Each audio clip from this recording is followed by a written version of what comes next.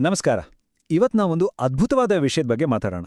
ಅಕ್ಕಮಹಾದೇವಿ ಕೇವಲ 4 ಸಾಲುಗಳಲ್ಲಿ ಒಂದು ಇಡೀ ತತ್ವಶಾಸ್ತ್ರವನ್ನೇ ಹಿಡಿದಿಟ್ಟಿದ್ದಾರೆ. ಬನ್ನಿ ಅದರ ಆಳಕ್ಕಿಳಿದು ಅದರ ಒಂದೊಂದೇ ಪದರವನ್ನ ಬಿಡಿಸಿ ನೋಡೋಣ. ಸರಿ, ಹಾಗಾದರೆ ನಮ್ಮ ಈ ಪಯಣವನ್ನ ಒಂದು ಮುಖ್ಯವಾದ ಪ್ರಶ್ನೆಯಿಂದ ಶುರು ಮಾಡೋಣ. ಯೋಚನೆ ಮಾಡಿ, 900 ವರ್ಷಗಳ ಹಿಂದಿನ ಈ 4 ಸಾಲುಗಳು ಇವತ್ತಿನ ನಮ್ಮ ಮಾಡರ್ನ್ ಲೈಫ್, ನಮ್ಮ ನಂಬಿಕೆಗಳು ಇದನ್ನೆಲ್ಲ ಹೇಗೆ ಚಾಲೆಂಜ್ ಮಾಡಬಹುದು? ಇದು ಕೇವಲ ಒಂದು ಪದ್ಯ ಅಷ್ಟೇ ಅಲ್ಲ, ಇದೊಂದು ಜ್ಞಾನದ ಕ್ರಾಂತಿ ಅಂತಾನೆ ಹೇಳ್ಬೋದು. ಸರಿ, ಮೊದಲು ಆ ವಚನವನ್ನ ಹಾಗೇ ಕೇಳೋಣ, ಅದರ ಮೂಲ ರೂಪದಲ್ಲಿ. ಆ ಶಬ್ದಗಳ ಹಿಂದಿರೋ ಆ ಒಂದು ವೈಬ್ರೇಷನ್, ಆ ಶಕ್ತಿಯನ್ನ ಫೀಲ್ ಮಾಡಿ. ಅಕ್ಕಮಹಾದೇವಿ ತನ್ನ ಇಡೀ ಆಧ್ಯಾತ್ಮಿಕ ಅನುಭವವನ್ನ ಈ 4 ಸಾಲುಗಳಲ್ಲಿ ಹೇಗೆ ಹಿಡಿದಿಟ್ಟಿದ್ದಾಳೆ ಅನ್ನೋದನ್ನ ಗಮನಿಸಿ. ನೋಡಿ, ಎಡಗಡೆ ಮೂಲ ಕನ್ನಡ ವಚನ ಇದೆ, ಬಲಗಡೆ ಅದರದ್ದೇ ಒಂದು ಸರಳ ಇಂಗ್ಲಿಷ್ ಅನುವಾದ ಇದೆ. ಇದು ಯಾಕೆ ಅಂದ್ರೆ ನಮ್ಮ ವಿಶ್ಲೇಷಣೆಗೆ ಇದೊಂದು ಸ್ಟಾರ್ಟಿಂಗ್ ಪಾಯಿಂಟ್. ಆದರೆ ಒಂದು ವಿಷಯ ನೆನ್ಪಲ್ಲಿಡಿ, ಈ ಪದಗಳ ಆಚೆ ಇರುವ ನಿಜವಾದ ಅರ್ಥ ಇದಕ್ಕಿಂತ ಎಷ್ಟೋ ದೊಡ್ಡದು. ಈ ಟ್ರಾನ್ಸ್ಲೇಷನ್ ಇದೆಯಲ್ಲ, ಇದು ಜಸ್ಟ್ ಮೇಲ್ಮೈಯನ್ನು ಕೆರೆದ ಹಾಗೆ ಅಷ್ಟೇ. ಸರಿ, ಹಾಗಾದ್ರೆ ವಚನದ ಮೊದಲ ಭಾಗಕ್ಕೆ ಬರೋಣ. ಅಕ್ಕ ಇಲ್ಲಿ ಒಂದು ಮೂಲಭೂತ ಸಮಸ್ಯೆಯನ್ನ ಗುರುತಿಸ್ತಾಳೆ, ಅದುವೇ ಮರೆವು.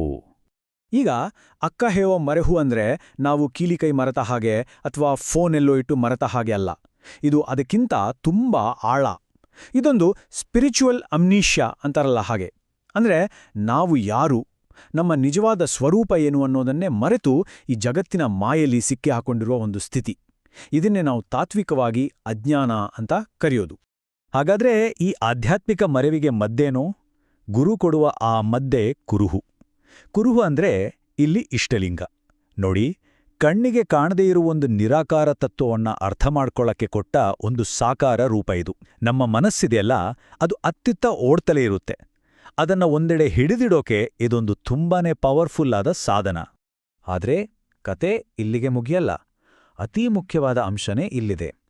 ಅಕ್ಕ ನಮ್ಮನ್ನ ಈ ಹೊರಗಿನ ಸಾಧನದಿಂದ ಒಂದು ಅದ್ಭುತವಾದ ಆಂತರಿಕ ಸತ್ಯದ ಕಡೆಗೆ ಕರ್ಕೊಂಡೋಗ್ತಾಳೆ. ಇದನ್ನ ಒಂದು ಸಿಂಪಲ್ ರೂಪಕದ ಮೂಲಕ ಅರ್ಥ ಮಾಡ್ಕೋಬಹುದು. ಕುರುಹು ಅಥವಾ ಇಷ್ಟಲಿಂಗ ಅನ್ನೋದು ಒಂದು ದೋಣಿ ಇದ್ದ ಹಾಗೆ. ಅದು ಮರೆವು ಅನ್ನೋ ಈ ಸಂಸಾರ ಸಾಗರವನ್ನ ದಾಟೋಕೆ ಸಹಾಯ ಮಾಡುತ್ತೆ, ನಿಜ. ಆದ್ರೆ ಒಮ್ಮೆ ದಡ ತಲುಪಿದ ಮೇಲೆ ಆ ದೋಣಿಯನ್ನೇ ತಲೆಮೇಲೆ ಹೊತ್ಕೊಂಡು ಓಡಾಡ್ತೀವ? ಇಲ್ಲ ಅಲ್ವಾ? ದೋಣಿಯ ಕೆಲಸ ಮುಗೀತು. ಡಡ ಅದೇ ಅರಿವು, ಅಂದ್ರೆ ಪ್ಯೂರ್ ಕಾನ್ಷಿಯಸ್ನೆಸ್. ಇದು ಯಾವುದೇ ಕಂಡೀಷನ್ಸ್ ಇಲ್ಲದ ಒಂದು ಜಾಗೃತ ಅವಸ್ಥೆ.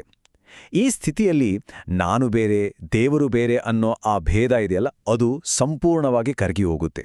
ಈ ಅರಿವಿನ ಸ್ಥಿತಿಯಲ್ಲಿ ಆಗುವ ಸಾಕ್ಷಾತ್ಕಾರ ಇದೆಯಲ್ಲ, ಅದೇ ಪ್ರಾಣಲಿಂಗ. ವೀರಶೈವ ತತ್ವಜ್ಞಾನದಲ್ಲಿ ಬರುವ ಷಟ್ಸ್ಥಲ ಮಾರ್ಗ ಅಂದ್ರೆ 6 ಹಂತಗಳ ಆಧ್ಯಾತ್ಮಿಕ ಪಯಣದಲ್ಲಿ ಇದು ತುಂಬಾನೇ ಮುಖ್ಯವಾದ ಘಟ್ಟ.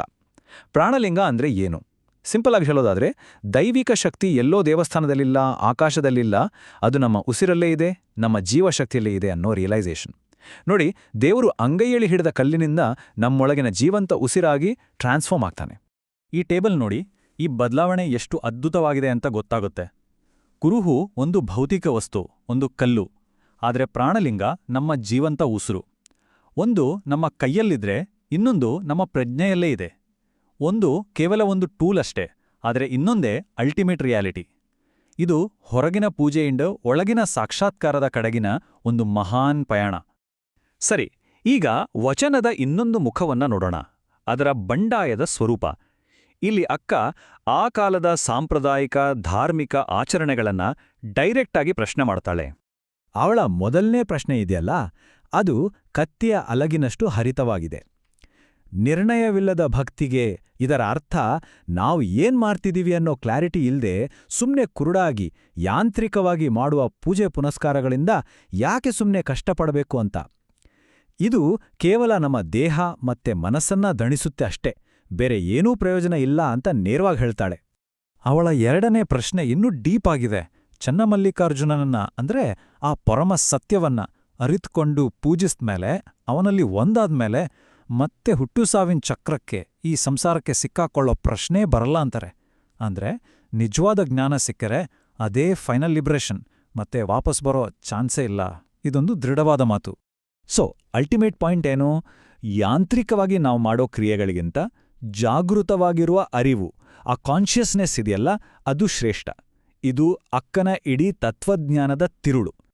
ಇನ್ನೊಂದು ಇಂಟ್ರೆಸ್ಟಿಂಗ್ ವಿಷಯ ಏನಂದ್ರೆ, ಅಕ್ಕಮಹಾದೇವಿಯ ಈ 12ನೇ ಶತಮಾನದ ಚಿಂತನೆಗಳು ಏನಿದೆ, ಇದು ಬರೀ ಆ ಕಾಲಕ್ಕೆ ಸೀಮಿತವಾಗಿಲ್ಲ.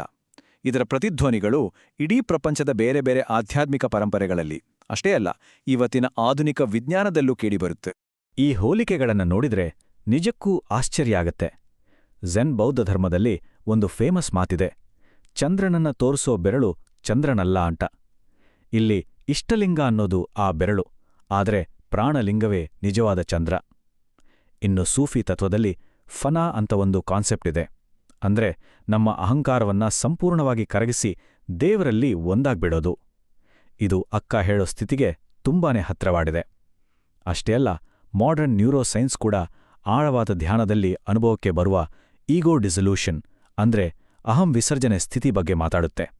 ಇದು ಅಕ್ಕ ವರ್ಣಿಸುವ ಆ ಪ್ರಾಣಲಿಂಗದ ಅನುಭವಕ್ಕೆ ಒಂದು ವೈಜ್ಞಾನಿಕ ನೋಟವನ್ನು ಕೊಡುತ್ತೆ ಅಲ್ವಾ? ಸರಿ, ಕೊನೆಯದಾಗಿ ಈ ವಚನದ ಜ್ಞಾನವನ್ನ ನಮ್ಮ ಸ್ವಂತ ಜೀವನಕ್ಕೆ ಹೇಗೆ ಅನ್ವಯಿಸ್ಕೊಳ್ಬೋದು ಅನ್ನೋ ಒಂದು ಪ್ರಶ್ನೆಯೊಂದಿಗೆ ಮುಗಿಸೋಣ. ಅಕ್ಕನ ಪ್ರಕಾರ ಕುರುಹು ಅಂದ್ರೆ ಸಂಕೇತ ಕೇವಲ ಒಂದು ದಾರಿ, ಅದೇ ಗುರಿಯಲ್ಲ. ಹಾಗಾದ್ರೆ ನಮ್ಮ ಇವತ್ತಿನ ಜೀವನದಲ್ಲಿ ನಾವು ಯಾವುದನ್ನ ಗುರಿ ಅಂತ ತಪ್ಪಾಡಿ ತಿಳ್ಕೊಂಡು ಅದಕ್ಕೆ ಅಂಟುಕೊಂಡು ಕೂತಿದೀವಿ? ಅದು ದುಡ್ಡಾಗಿರ್ಬೋದು, ಪದವಿ, ಸಮಾಜದಲ್ಲೊಂದು ಸ್ಟೇಟಸ್ಸು, ಅಥವಾ ನಾವು ನಂಬಿರೋ ಯಾವುದೋ ಒಂದು ಸಿದ್ಧಾಂತ. ಇವುಗಳಲ್ಲಿ ಯಾವುದೂ ನಮ್ಮನ್ನ ನಿಜವಾದ ಅರಿವಿನ ದಡವನ್ನ ಸೇರೋದಕ್ಕೆ ಬಿಡ್ತಾ ಇಲ್ಲ. ಸ್ವಲ್ಪ ಯೋಚನೆ ಮಾಡಿ.